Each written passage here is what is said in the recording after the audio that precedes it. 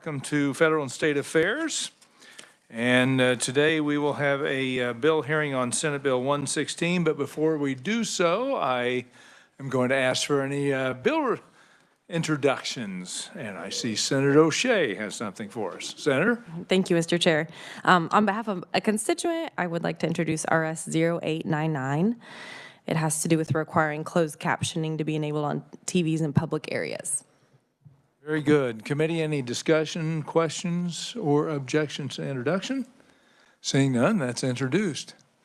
Are there any other bill introductions? Seeing none, we will proceed with Senate Bill 116, which is standardizing firearm safety programs in school districts. And for our bill brief, I'm going to ask Jason to step up and give us an overview. Jason? Thank you, Mr. Chairman, members of the committee. Senate Bill 116 deals with education, actually, and standardizing firearm safety education training programs in school districts. The bill would require the State Board of Education to establish curriculum guidelines for a standardized firearm safety education program that would then be potentially offered by local school districts. The first section of the bill focuses on those standardized standards for these programs and would require the state board to base those guidelines on either the Eddie Eagle Gun Safe program that's currently offered by the National Rifle Association or the Hunter Education in Our Schools program that's offered by the Department of Wildlife and Parks.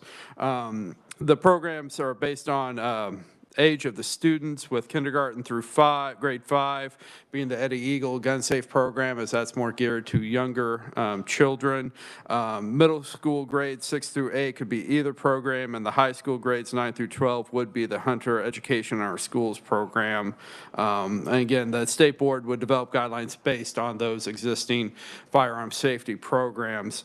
I will point out the board does not require a school district to offer these programs, but if they do decide to offer them, they must be available to any student, and they must follow the standardized guidelines that are adopted by the state board. I would also point out that this legislation did actually pass the legislature in 2021 and was subsequently vetoed by the governor in April of that year. If this bill were to be enacted and go into effect, it would go into effect on July 1st, which means it would be effective for the school year 23-24 coming up. With that, Mr. Chairman, I'd be happy to answer any questions. Very good, Jason. Any questions? Senator Fascadeau? Thank you, Mr. Chairman. Jason, is the language identical to the bill that passed in 21, or did the sponsor make any changes? No, I believe the language is pretty much identical. Okay. Senator Holscher? Thank you, Mr. Chair. That was essentially my question. And then the only other clarification would be that it's not mandating that all grade levels or schools offer the program, but if they do have it, it needs to be the program as specified here on the paper, right?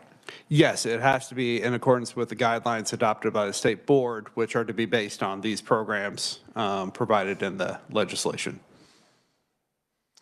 And any other questions? Senator Blasey? Just to clarify Senator Holscher's question, this law, if adopted, says that school boards may put into practice these curriculum requirements, but it's not required for school districts to do that. Just to clarify, based on the previous question, correct?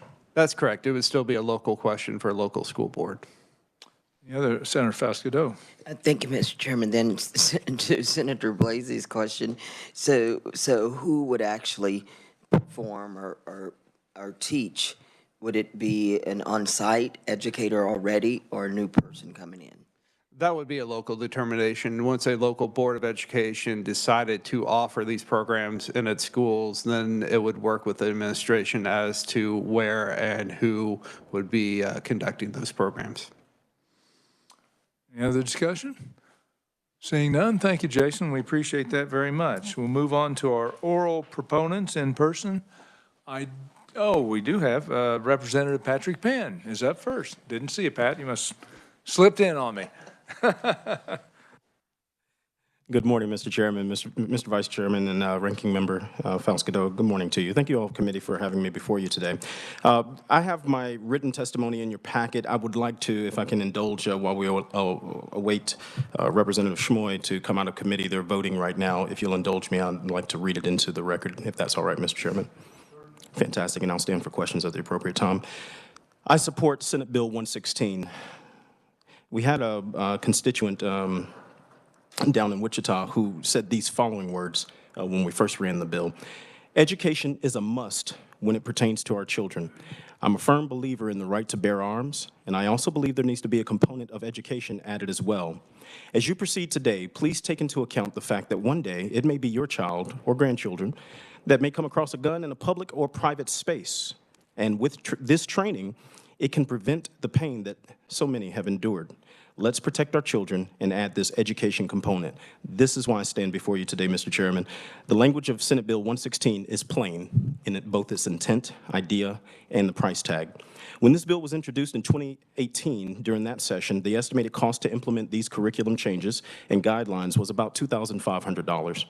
That number comes from the fiscal note that was on HB 2460 in that year, as it was read and heard in House Fed and State Committee that year.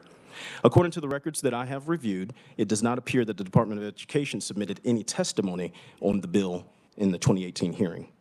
Even when I carried it in 2021, and I carried it as House Bill 2089, the fiscal note remained at the minimal impact of a mere $2,500 to cover the cost of travel, to incorporate the program, and deliver any necessary materials as requested by the schools. In 2022, we ran the bill again, and it was reintroduced as Senate Bill 522. And the Department of Education came out in very vocal opposition to this bill.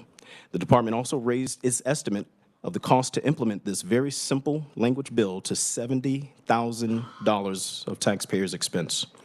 This committee should be asking, what changed in the Department of Education's interpretation of the bill to require an additional $67,500 to their estimate from one year to the next?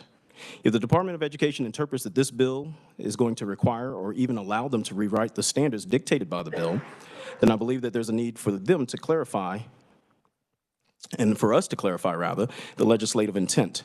If the Department of Education could create any, excuse me, if the Department of Education could create any standards on firearm safety that it wanted to under this bill, which is something that it already can do today, then there will be no reason for any of us who've been working on this bill so hard for years to push this legislation, and their opposition will be completely unfounded. Through this bill, Mr. Chairman, the NRA is providing us gold standard programming. This is what we call the Eddie Eagle program for firearm safety and training for Kansas kids.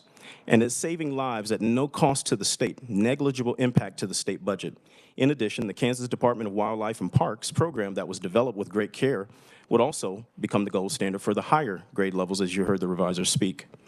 I would encourage this committee to delve deeper into the department's interpretation of the legislation's plain language and intent, as well as how it arrives at the much higher price tag than it was tacked onto the bill in 2021. I would encourage us to now come together in strength to promote and ensure that our Kansas children are properly educated in a grade appropriate fashion on firearm accident prevention and how to practice gun safety in accordance with our Kansas law. I also provided, Mr. Chairman, in my testimony, 2 links. And those links show how this legislation is written, plainly intended, plainly stated, is urgently needed to help, to whatever extent possible, help to prevent tragedies, such as what happened to a 4-year-old little girl named Michaela McKay, where she found a firearm in a home, 4-year-old, had an accidental discharge. And 13-year-old Adam Toledo. It was a news story that happened as well out in Chicago. This is what we don't want to have happen to our Kansas children. Our fight now is to protect any other parent from experiencing the pain of losing a child due to a lack of training on the appropriate reaction when encountering a firearm, either in the street, around the school, at home. This legislative change would help in achieving that goal while leaving the final decision over whether to teach firearm safety up to each individual school board. It is not a mandate from the legislature. It is not a curriculum mandate. This language has previously enjoyed overwhelming bipartisan support. It has passed favorably out of both the House and the Senate in past years, and I urge you to join me in support and vote yes when you work the bill on Senate Bill 116, if you have an opportunity, and recommend it to the full body. Thank you, Mr. Chair, and I will now stand for questions if you have any. Thank you, Representative. Committee, any questions? Senator Fausto. Thank you, Mr. Chairman.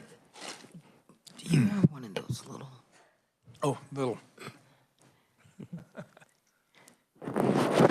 Okay, thank you. I feel better now. Thank you, Representative Patrick Penn. Morning. You know, I think at one time I was even somewhat supportive of the legislation because of Roy L. Sonny's son. Mr. Chairman, they were at a play date and an 8-year-old accidentally killed a 9-year-old because the lockbox was open. And so I do agree with the constituent statement that we need some type of safety. You know, Mr. Chairman, I even looked at Eddie the Eagle, similar to Smokey the Bear, remember? You know, safety in our schools. Question though, this legislation, being that it deals with education, was a hearing, did a hearing ever take place in an education committee? That I do not, I don't have any knowledge of that, Senator. Thank you for the question. My understanding is that this bill was introduced in Senate, Fed, and State. So, Mr. Chairman, if I may ask Jason or one of the staff members, so if it's urging the school boards to, or schools to do something, but then it pertains to the issue of guns, which the Senate, the House and Senate, Fed, and State committees generally deal with.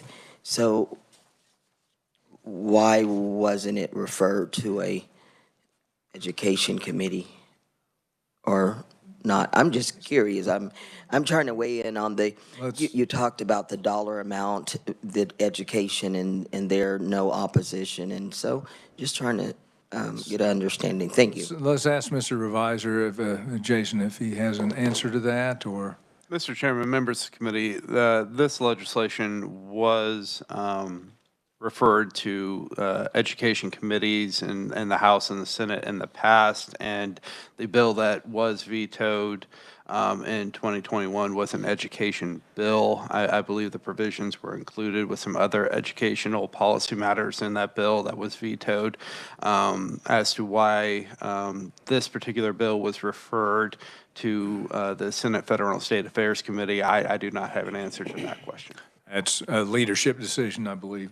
Yes. Okay, well, it makes sense. I think the bill looks a little shorter, though, so I was wondering, I asked Jason Long, the revisor, so again, is this the same language that we addressed last session or the session before?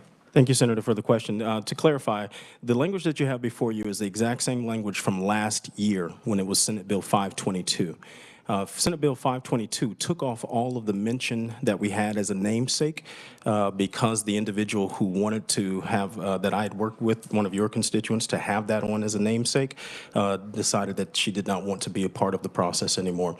And out of respect for her, you know, in communication with her, we took that out of the way. So with 2021, what actually passed out of both chambers and went to the governor's desk, it languished on her desk for 9 days. And on the 9th day at about 11 o'clock, that the KASB came down and told her that this was a, mandate of curriculum, which is what the bill was not. So she vetoed it, and when we went in at the end of that week that we did the 9 veto overrides, the Black legislative delegation went into her office for luncheon, I believe it was, and she introduced herself to me for the first time. She said, "Yes, I signed off on your bill, right?" And one of the other members from the friends from across the aisle had to remind her, "No, Madam Governor, you actually vetoed that at the last minute." So what I would say is, let's take partisanship out of this. let's focus on the kids. Let's do something that's positive for our kids, because we actually have good legislation here that has passed both chambers multiple times. And we stand at a crossroads that we can actually do something and have a good Kansas win for a change. And I would strongly encourage you, Mr. Chairman and committee, to help us and join us in doing that. Thank you. Senator Cluse? Thank you, Mr. Chairman, and thank you, Representative, for your testimony. And I have backed this legislation in the past, and I will moving forward as well. And, you know, just a couple of comments. To me, training, just like with a child who may get their clothing on fire or something, you know, they've been taught as kids, stop, drop, and roll. And this legislation here in the program, stop, don't touch, run away, tell a grown-up. I mean, it's all about training children to respond correctly. And I just feel like this is very important. But just to go a little deeper, I'd just like your personal opinion, and if you so choose to answer it, that's fine. If not, but do you think the hang-up on this is because it's been so supported by the NRA? As I said before, Senator, and thank you for the question, this is an opportunity for us to have a good Kansas win and take politics out of it. If the NRA has a gold standard that is awarded for being easily communicated, ingested, digested, and retained for training by children, I think that you should go with it. I would go with whatever organization that has that type of rating, this type of programming, at that type of cost to the state. I think that the Eddie Eagle program is the gold standard. It is already fielded as far as the videos, as far as the pamphlets, the literature that has to go out, the type of training that has to go out. And like you said, with Smokey the Bear, as Senator Falscadeau said, as well as what you said, stop, drop, and roll. Even in the military, we learn 3 to 5 second drills. We learn these things to commit it to muscle memory, so it is reflexive. So when you need it, it's there. That training, that calm is there. So I would agree with you that there may be a little hesitation, right, that comes around 3 letters, but I don't think that 3 letters should stop a child from being safe. So education is what Ms. Smith asked for. Those words that I read to you, those are her words. It wasn't that she wanted necessarily, and I don't want to misquote her, safety, is that she wanted the education so that kids could be safe. There was no comment, and the bill is silent on things like lock boxes and gun safe legislation, which has been preempted up to the state. I would not be favorable of Christmas treeing up this particular bill with any amendments such as that. What I would say is that this is an opportunity for us to do something positive for the state of Kansas and for our kids to save lives. All righty. Thank you, Representative. Thank you, sir. I don't know if Representative Schmoy is here. She's here. Saw her sneak in. Here we are. Well, we're fantastic. We got to get to the floor. Thank you, All right, committee, so much. And Rebecca Schmo, our representative, is our next oral proponent. Rebecca. Thank you, Chairman. Thank you, committee. See if I can get this adjusted here. I've been here before. I've said these things previously. You guys all have my written testimony, and I'm going to hit the highlights for you today. As a nation, we are struggling to find common ground. The safety of our children should be an easy place for us to find common ground. I stand before you today as a representative. Before I was elected as my district's representative, I spent over a decade as a grassroots gun rights advocate. I've worked at the state and national level to promote education in firearm safety, whether it is adult education, whether it is child education. The point being, education actually saves lives. If we want to start having a conversation about what we're going to do to save lives, education is where we start. Teaching our children in school about stranger danger, what to do if you get lost, fire, tornado, and intruder drills, stop, drop, and roll, dare to say no to drugs, sex education, body safety, and driver's education, why wouldn't we include firearm safety in that? If we are already teaching our children these topics in order to keep them safe, Why would we exclude something so vitally important and life-saving as firearm safety education? Even if you do not keep guns in your home, you know someone who does. When we as parents train up our children, part of that is training them on how to keep themselves safe when we aren't around. It is important for us to make sure that our kids, no matter where they go and who they're with, they have the ability to see if someone is being unsafe with a firearm. When our child gets consistent information on what that gun safe handling looks like, then they also know when someone near them is being unsafe. Those crucial moments could give them an opportunity to quickly remove themselves from an unsafe situation. Everyone here understands, even if you don't have a gun, your child will eventually be around one, whether it is at a friend's home, at a babysitter's, at your grandparents' house, wherever it is that they could possibly be, with or without you. There is a very real chance that they're going to be in a situation with a firearm. Kansas happens to be a constitutional carry state. When you take your child to the local grocery store, the chances are they're around a firearm. A good friend of mine, the founder of Kids Safe Foundation, says 0 firearms accidents is the only acceptable goal. That's all we're really asking here, is to give kids an opportunity to have the education so that they can perceive a situation and find out, okay, is this a safe place for me to be? If not, it's time to leave. And I know that there is some talk about not putting that onus on kids, but we do that all the time. We teach them how to safely cross a street. We teach them not to touch a hot stove. We teach them what to do if they see smoke in the house. This is no different. This is equipping our future generation in order to keep themselves safe.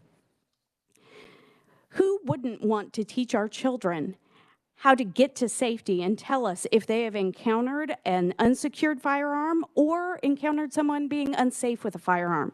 Who wouldn't want to teach our children the easy and effective ways to prevent accidents and avoid negligence?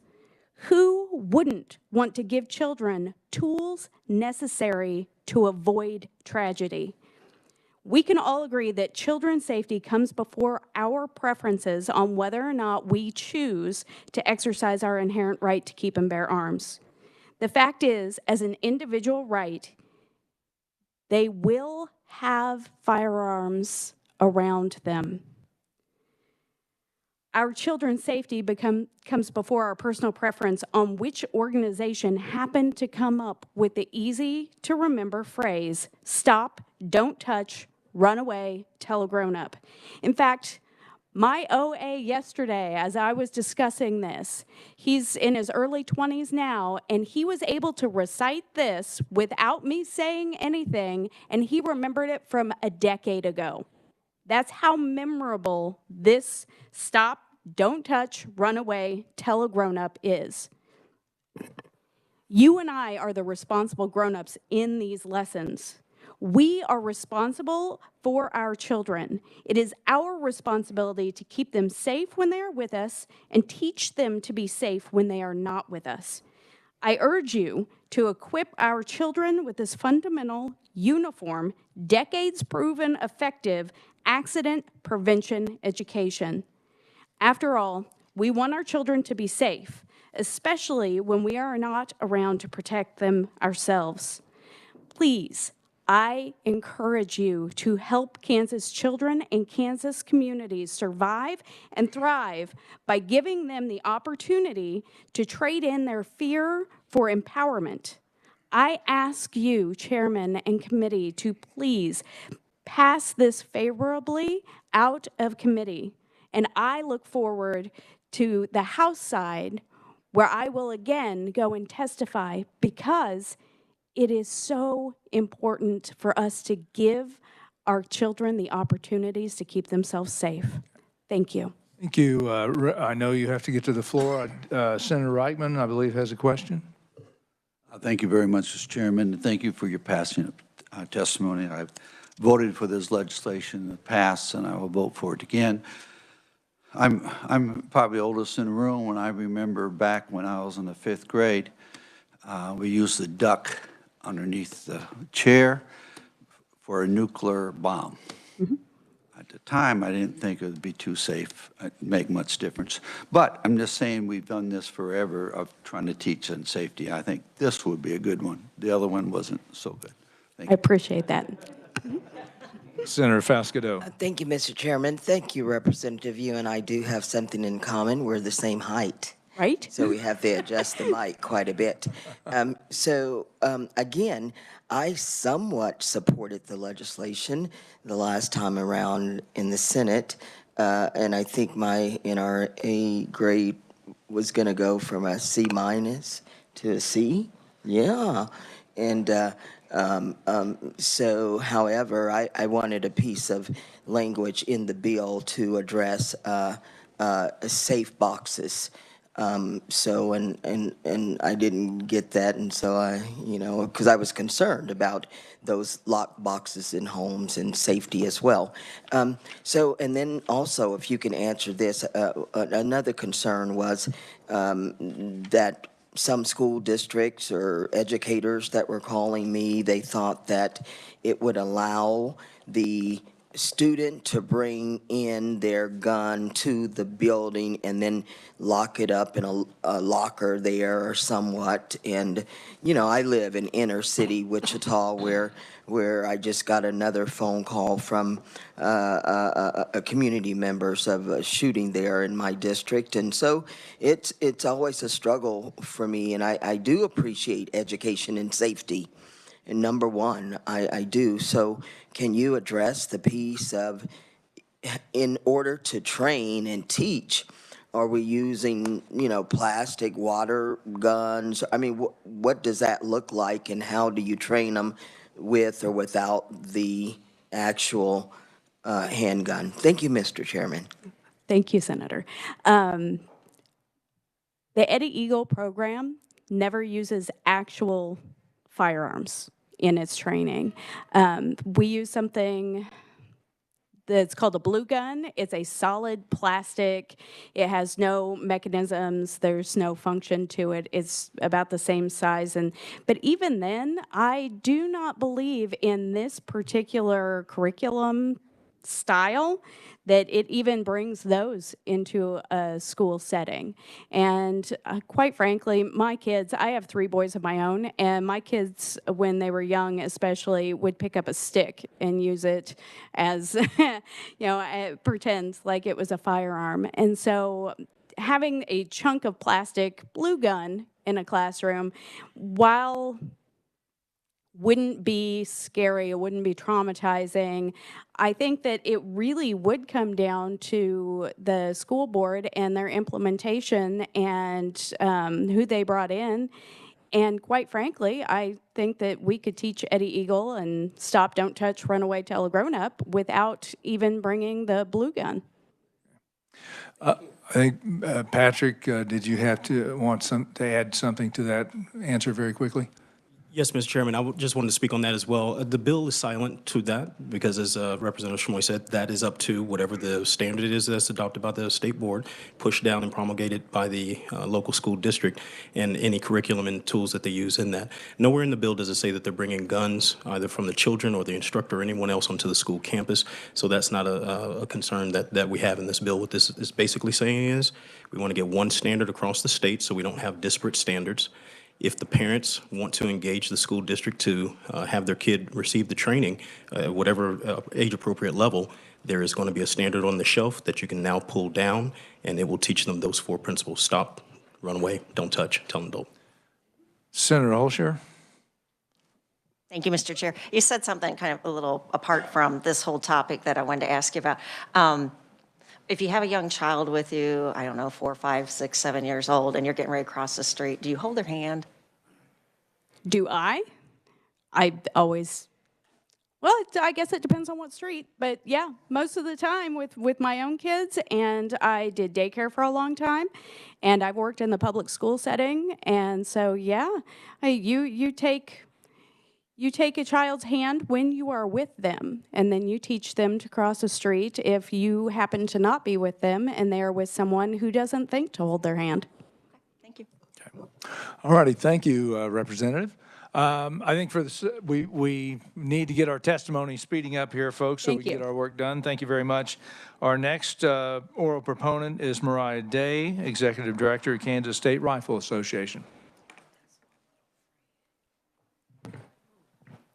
Thank you, Mr. Chairman and members of the committee. I will keep this very short. You've already heard testimony from a number of people who are very knowledgeable about this bill. I won't bore you with the details in my written testimony. Obviously, the Kansas State Rifle Association supports this bill, just like we did in past sessions, all the way up to getting it to the governor's desk. So I hope you all will continue to support it. Please feel free to ask any questions you have. Be happy to stand for those questions, but I'll leave it at that and let you move on with your time.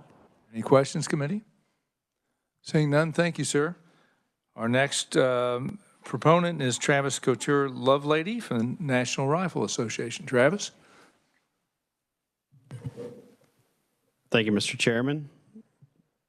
Madam Ranking Member, good to see you. I know, a little different these days.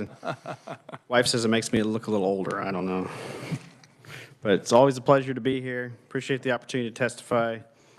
NRA does stand in support of this, as we have in the past. I'm not going to read this because you've got it. And there's plenty of other things we've recruited other folks to provide input for the committee, other hunting organizations and such to provide that side of the input. Do want to say a few things about Eddie Eagle, because I know it's come up in past years. There's no NRA branding. There's no firearms used in the curriculum. It's just, it's an eagle. It's a cartoon eagle and his friends, and they talk about what to do and provide it in a way that kids will remember that. So it's really been a really effective program. It's been around for 30+ years, trained millions of kids on it. So we're here to provide that. It's another thing. So I'm on NRA ILA. I work for NRA ILA, the political side. This is from the other side of the NRA, the training, the money for that, developing those things comes from the Friends of the NRA, which is the the nonprofit that works on developing youth programs, youth shooting, that trains adults, trains kids, trains all ages of folks on firearm safety and advanced courses all up and down. So we train more people than any other organization, adults, children, and everyone. A newer program that's really gotten much bigger in the past few years, and Kansas is one of the states that implements that, is our NRA online hunter safety program. And so I wanted to give a little bit more information on that.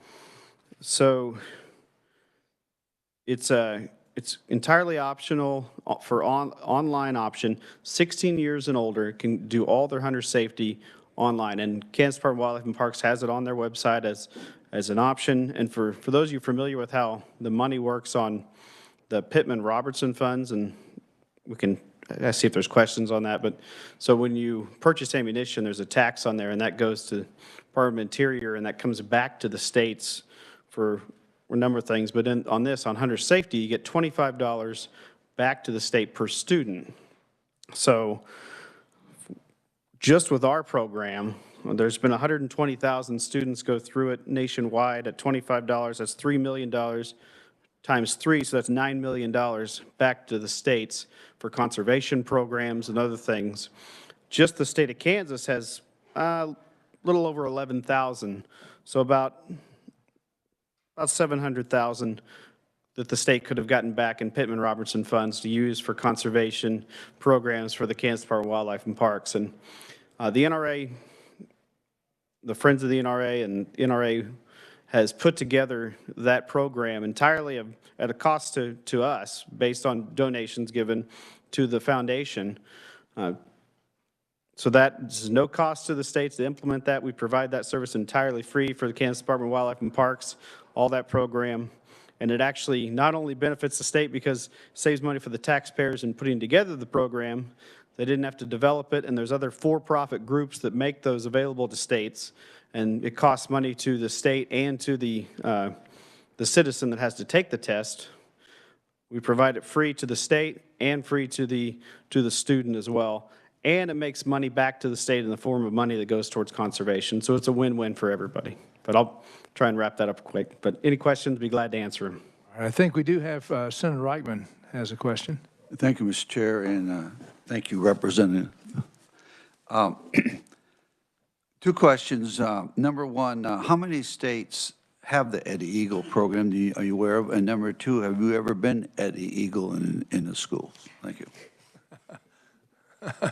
Well, there's some schools in quite a few states that do it, including this state. There are schools that do it because there's a lot of school boards that want to do it, and they're optional. They can do it right now. It's just we're trying to provide a baseline, and by having the Department of Ed do it, put it together, the state board put it together, it helps provide the education that those school boards can do it and should do it. So, like anything, if there's a way for them to look at it and see it, they go, oh yeah, we should do that. So, just helps. As far as have I worn the Eagle suit? No, I have not worn the Eagle suit. Okay. And I think Representative Penn's gone now, but I told him he'd wear it if we had a bill signing ceremony. I can say that since he left now. Senator Peterson. Thank you, Mr. Chair. Do you still provide the Eddie Eagle elementary curriculum to the schools free of charge? Yes. Thank you. Senator Holscher. Thank you, Mr. Chair. I'm all for safety, especially when it comes to gun safety.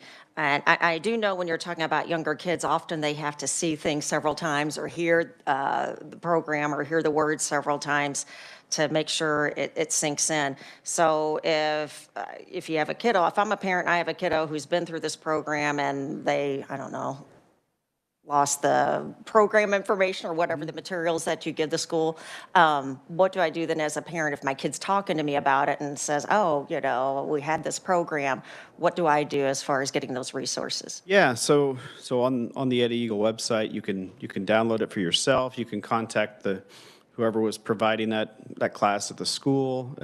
We provide that information, those resources, and heck, you can contact me and I'll send it over to you. But it's entirely free for the classes, for the schools, and for just parents that want to teach it themselves. It's free right now for them to do it as well. May I follow up? Yes. Do the children, or the parents, I guess in that respect, do the children, though, specifically see the letters NRA anywhere, which is a political action committee? No, there's no NRA branding on the Eddie Eagle program on the curriculum part. It's on the documents. EddieEagle.NRA. Eddie Eagle at NRA. About the website? If I go to the website as a parent or a child and just input Eddie Eagle, it comes up Eddie Eagle NRA. Okay, if you want to talk specifically the URL, but yeah, the Eddie Eagle curriculum that is in the packet doesn't have it on there. Yeah, it does. I've looked at the packets, it does. Twice on here. On just one piece of paper. On the NRA website where we show what it is? No, this is the actual document that's given to kids. I mean, there's different age levels, but it does say NRA on the materials. All right, well, I'll have to look at it again, but the last time I looked at all the packet, it didn't have it on there, but. And that's, and I'm not, like, if you go on here and you aren't typing in NRA, you just put in Eddie Eagle, what comes up then is NRA Eddie Eagle and all the tie-ins. Yeah, I mean, I've seen the website, but yeah. And it's all one website for foundation and everything to make it simple to find, but. So yes, kids are seeing those letters then. Okay. Okay. Senator Fasquedo. Thank you, Mr. Chairman, and Love Lady, yeah, we have grown a little bit and matured a little bit more, and then more wisdom comes, and the repetitiveness of hearing different legislation over the years a couple of times. I have actually learned a little more today than the hearing last year or the other time. And so, but a question for you. So relating to the implementation, if this bill were to pass, so just the elected school board members would put forward the program or make those decisions? How does that part work in your mind? Thank you. Yeah, how it would work is, I would imagine either an interested school board member or parent would go to their school board and say, hey, I think this is a good idea, we should do this. They'd vote on it, and then use the standards set forth by the state school board as in their own schools as they put that together. Whatever they decide would be the curriculum. Mr. Chairman, though, just for clarification, so local school board elected school board members make the decision, or the state school board members who are elected make the decision? The state school board members put together the curriculum, and then the local school boards and parents come together and say, hey, we want this in our school. Decide to adopt it, yes. Yeah. Senator Blasey.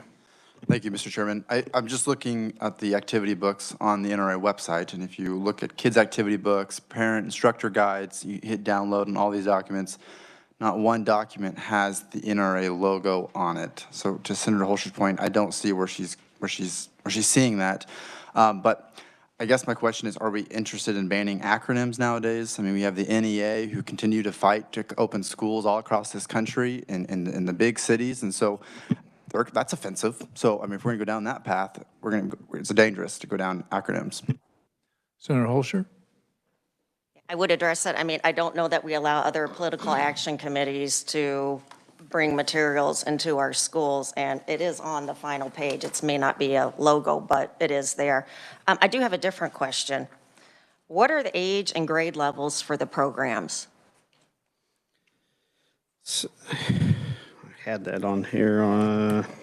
So it can go up to, I remember it's K 2, 3, 4. So it goes up, and they change it a little bit as you grow older. It's not really for high school kids. It's more for those younger groups.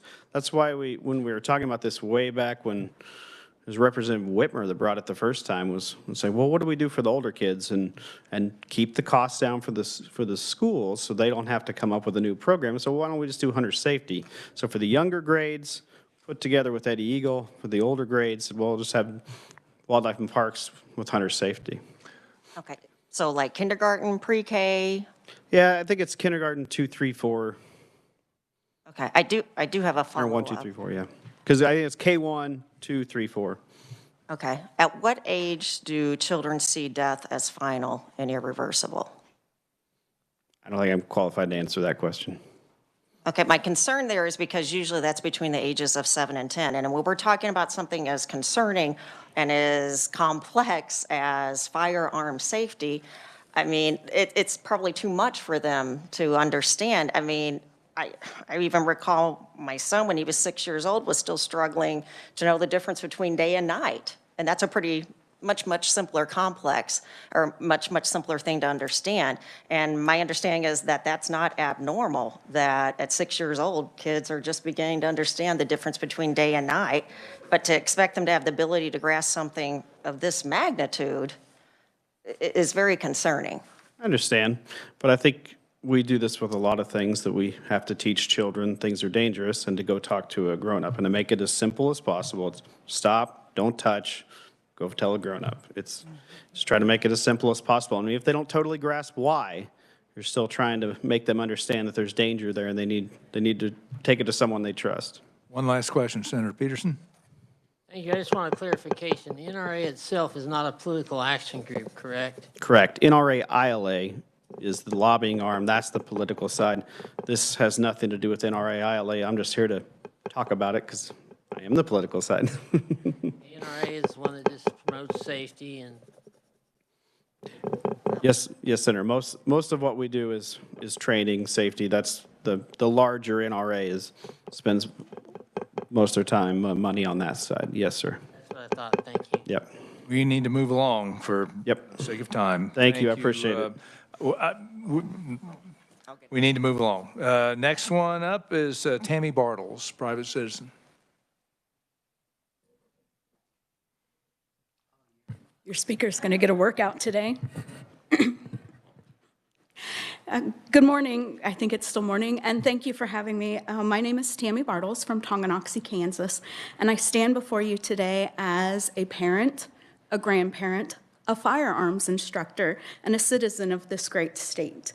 And I speak in favor of this legislation. As an instructor, I know the value of safety training. I have actually trained children firearms safety from the ages 8 and up.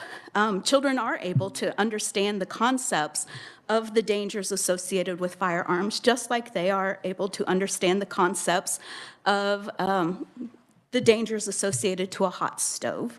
That is not something we question. I've seen it with my own eyes, that growing understanding that comes with, this is something that I should not play with, and I need to go find a grown-up and let them know. You guys do have my written testimony in front of you, and like previous speakers, I'll just touch on a few things. One of the things that we really train children on that hasn't been talked about is not just what to do when you find a gun yourself, but what to do if a friend brings a gun to school, which is a very serious concern that we all think about. There have been some horrible, tragic stories in the news lately about young people bringing guns to schools, and oftentimes their peers know that this is happening and they don't know what to do. And what training like this does is it teaches them what to do. As a parent and a grandparent, I've been a longtime advocate for public education. I've stood in front of these committees several times talking about things like funding and curriculum and things like that. So this is something important. And as previous speakers have mentioned, we teach children to stop, drop, and roll, not because we think they're going to run around and catch on fire all the time, but because that's an important skill to know. It's a safety tool for them. We do DARE programs. We teach them about stranger danger. And many schools already do hunter's education programs. I'm a graduate of Tonganoxie High School. I got my hunter's education card at Tonganoxie High School my freshman year of high school as a part of my gym class. My children both went to Tonganoxie High School. They also got their hunter's education as recently as 7 years ago in their gym class. So this is not something new or revolutionary that we're wanting to do. What this bill is seeking to do is standardize what is being taught across the state so that all children are getting the same education, which is the point of curriculum. So this is just another tool for them. I also wish to point out that as a citizen, I have some questions about the fiscal report that was presented, because during my 3 years as the president of the Kansas Parent-Teacher Association, I sat on some of these curriculum committees. I helped write the curriculum for the state on special education, which is easily one of the most difficult curriculums that this Board of Education produces. And it was not this big, huge, expensive progress. We met twice. We conducted most of our work over email or using Google Docs. So I do question the change in the cost of the program that is being presented this year. Especially since what we're doing is looking at presenting programs based on existing programs. We're not having to make things up out of thin air. There are existing programs out there. So thank you for your time today. I appreciate you guys listening, and if you have any questions. Thank you very much, Tammy. Any questions for Tammy? This is real quick. Yes. Thank you, Tammy. Just real quick. So Usually, and I don't know, we usually make recommendations to the state school board. However, we allow them to implement their curriculum. And if we put this in statute, it kind of restricts them from doing what they do. So just quickly, you said you teach the safety already. Where do you teach at? And so do you just call you up and make an appointment and you pay for classes, or how does that go? Thank you, Mr. Chairman.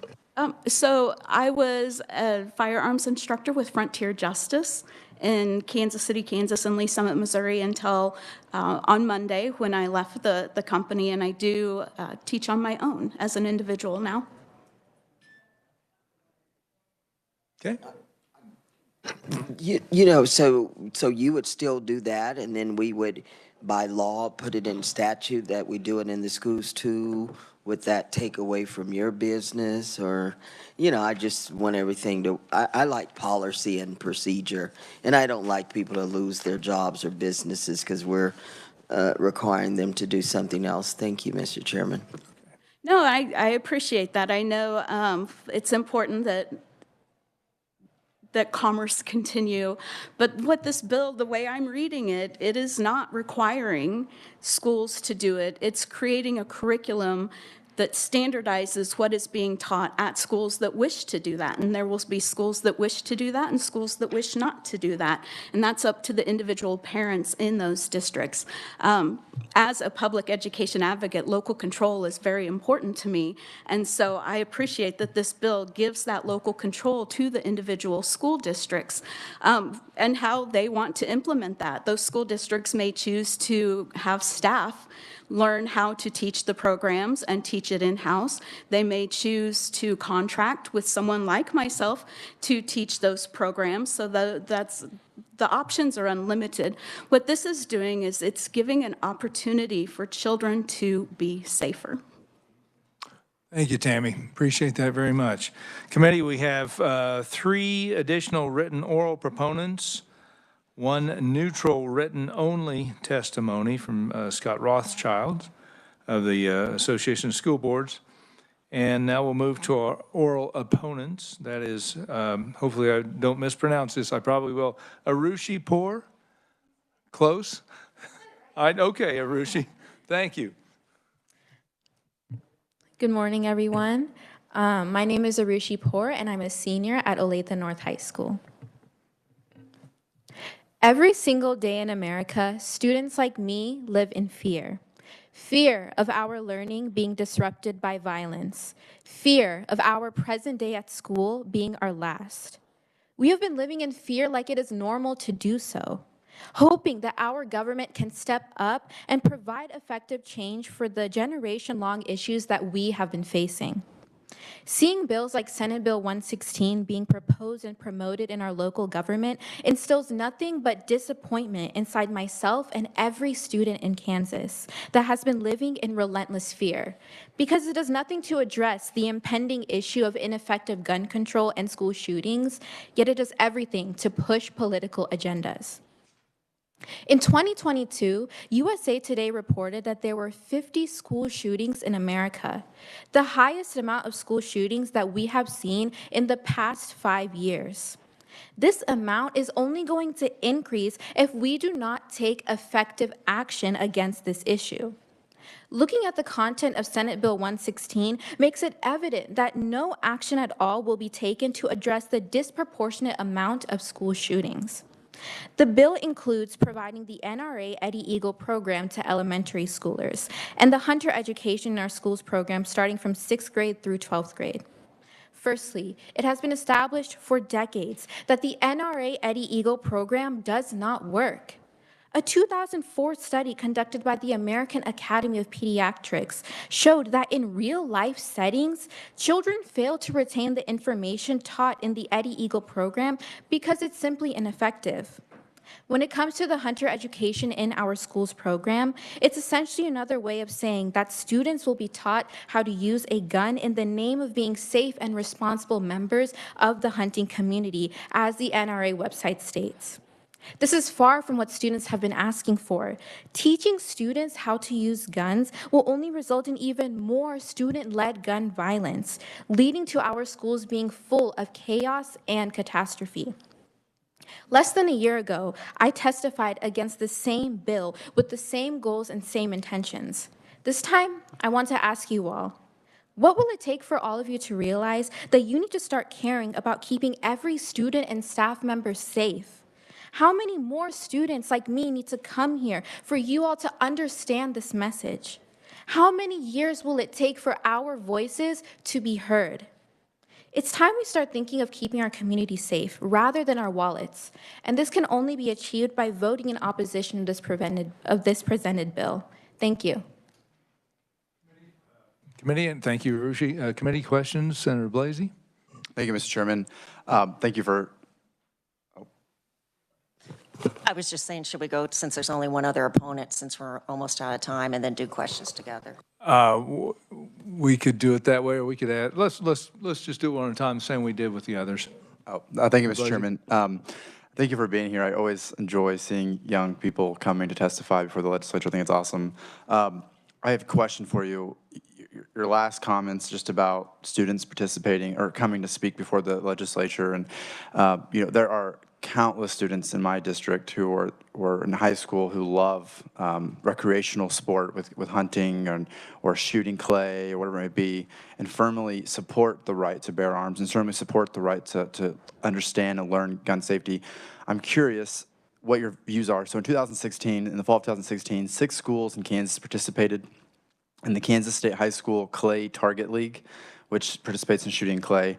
And today we have over 186 schools. So we had 21 times the number of schools participating in Kansas, and over 2,300 students in Kansas are participating in this league. And every high school in my district, both public and private, are participating. And so I'm curious what you would say to all those students who support this sport, extracurricular activity in their school, or they're shooting guns, shooting clay. What would you say to them, that we should ban that sport in the school?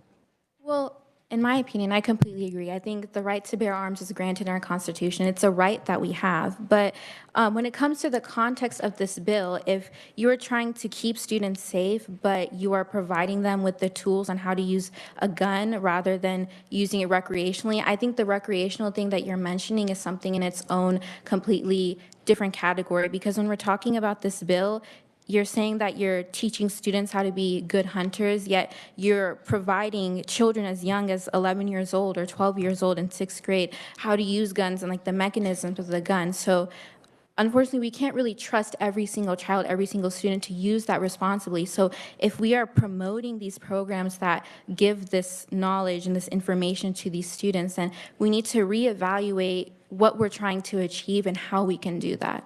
I think we as a school system promote DARE and other programs to encourage kids not to use drugs or steroids or other things that are dangerous. And certainly students still do that, despite us teaching young children that they shouldn't be doing these things.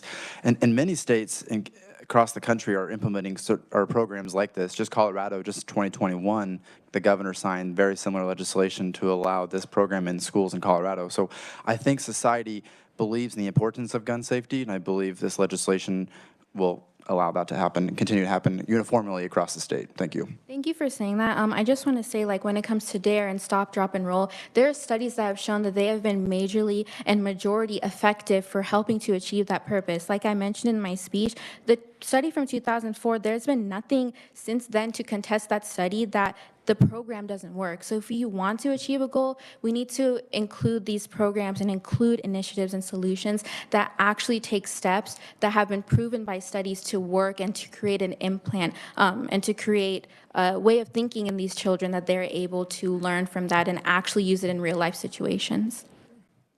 All righty. Thank you, Arushi. We have one final oral opponent. That's Efren Taylor. Efren, welcome. Or Ephraim, sorry. I knew I'd screw one of them up, so. It's the most common mispronunciation. Okay, my bad. Yeah. So, as a student, gun violence, we see our classmates, that they're and another day, they're gone. And what's even more concerning is that many of these deaths could have been prevented. We know that 20 to 50% of gun owners aren't practicing good, safe gun practices. They're not safe in the home. Now, I'm an advocate of people having the right to bear arms, but the focus should be on the parents. You know, these children, they're not going to be able to understand this. And even if you do think they are, as we mentioned before, we have evidence, studies. The Eddie Eagle program doesn't work. If you really care about children, why would you want to implement this in our schools? I mean, at least get a program that's been shown to be effective. And let's be honest, we know why we're choosing the NRA's program. It's not about gun safety. If you were, you'd be doing the things that I mentioned before. It's about promoting the NRA to young kids, so when they grow up, they're like, oh, Eddie the Eagle, I remember him. That's the one dude from the NRA program. You want to indoctrinate young kids into being loyal NRA supporters. And to quote a very local or a very famous representative, in the state of Kansas, we want education, not indoctrination. So find a program that works. And I strongly oppose this bill, and I strongly encourage you all to as well. Thank you, Ephraim. Any questions? Seeing none, thank you very much. We do have written opponents, 1, 2, 3, 4, 5, 6, 7, 8 written opponent testimony for the committee to review. And so with that, we will close the hearing on Senate Bill 116. Committee, I had intended to work Senate Bill 50 today, but I anticipate I don't want to rush that. I want to make sure we have time to do that correctly. And so my intention is to do that first thing out of the gate tomorrow so we can have the proper working of that particular bill. And then we will have, I think it's another Senate Bill 92, which we will have a hearing on tomorrow.